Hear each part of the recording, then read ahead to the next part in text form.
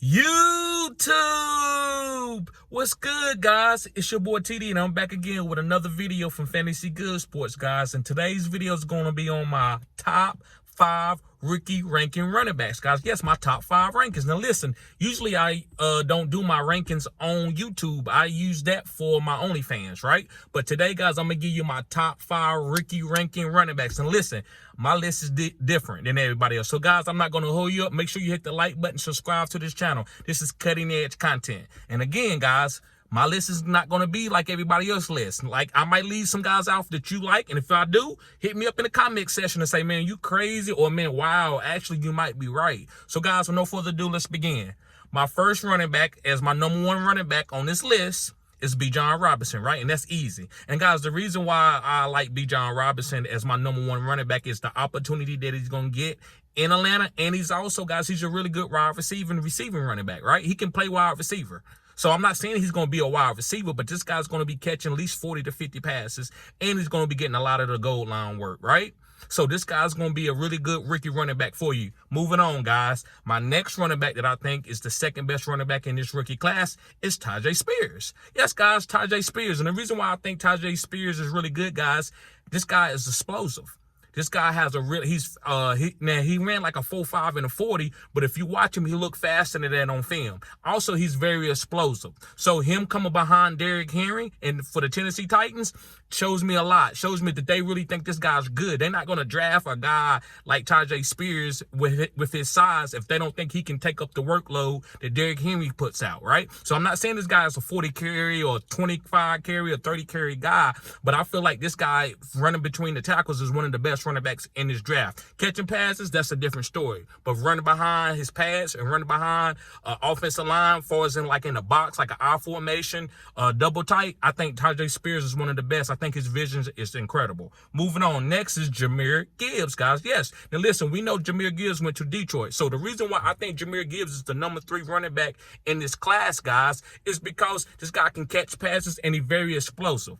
They needed somebody to replace the DeAndre Swift role, and Jahmyr Gibbs can do that, right? He catches the ball really good, and he's fast. So they got a guy like David Montgomery that can get the cloud of dust yards. They need somebody who can take it 60, take it 50. And he can do that. So moving on, guys, to my number 4 guy is Chase Brown. I know a lot of people are like, what, Chase Brown? Yes, Chase Brown is my number 4 running back. If you look at his skill set, this guy, he has nice size. He's like 209, 5'10", right? He can catch passes.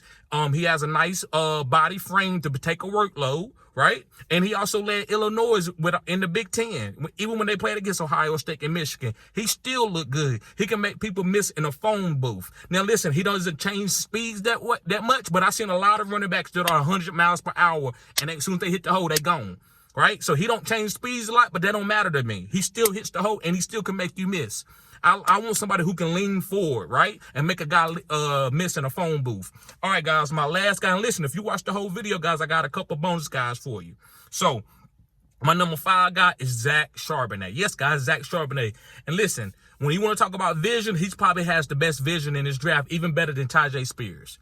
Zach Charbonnet vision is really, really good. He's not that fast, but you don't need to be fast to play running back. Emmitt Smith ran a 4.6. Zach Charbonnet runs like a mid 4.5.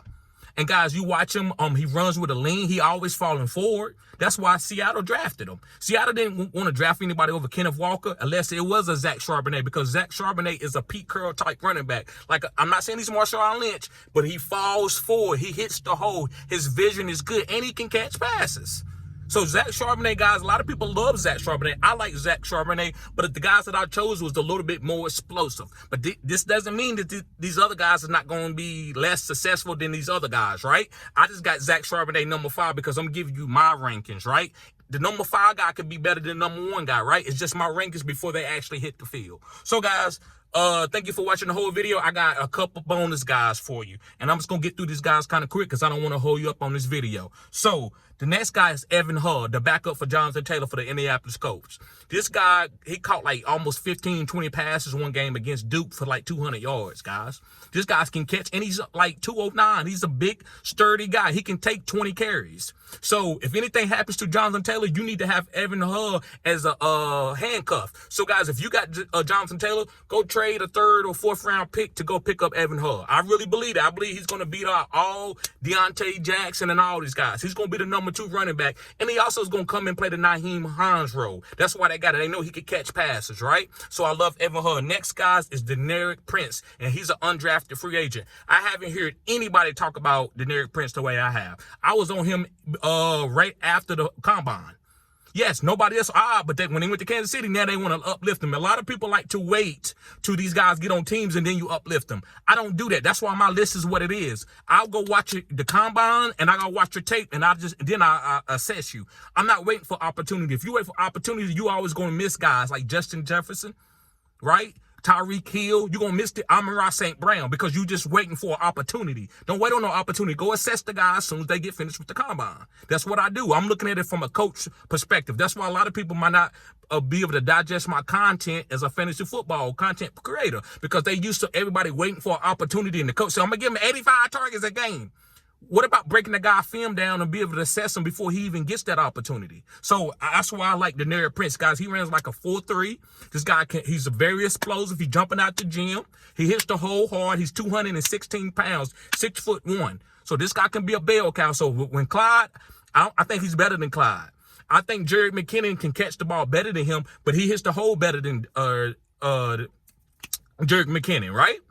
Yes, and so even with Pacheco's beat up a little bit. I think he's better than Pacheco. I said what I said. I think Deneric Prince is better than Pacheco. And guys, I got 2 more other guys. Next is Sean Tucker.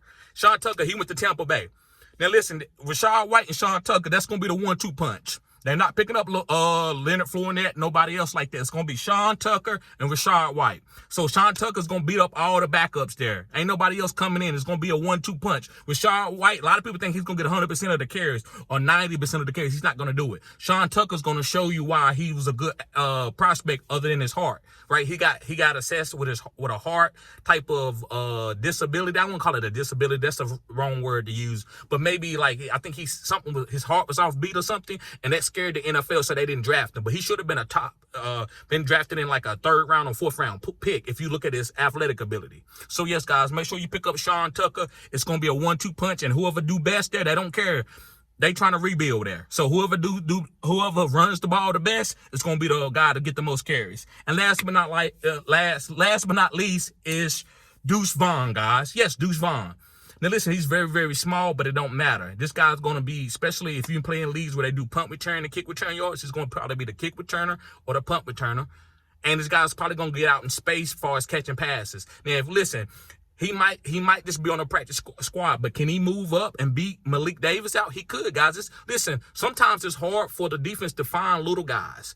And if you're explosive, they ain't got to give you 15 carries. They can split it with you between you and Tony Pollard. I don't think this guy was just a grace pick. We want to pick you because your father on our staff. I think this pick was because this guy can actually play. He's hard to pick up behind the line of scrimmage with tall 6'7" offensive linemen. So, guys, Deuce Vaughn, those are all my guys. So, again, guys, Bijan Robinson, Tyjae Spears, Jahmyr Gibbs, Chase Brown, Zach Charbonnet, and my bonus guys are Evan Hull, Deneric Prince, Sean Tucker, Deuce Vaughn. Thank y'all for tuning in Fantasy Good Sports, guys. Peace.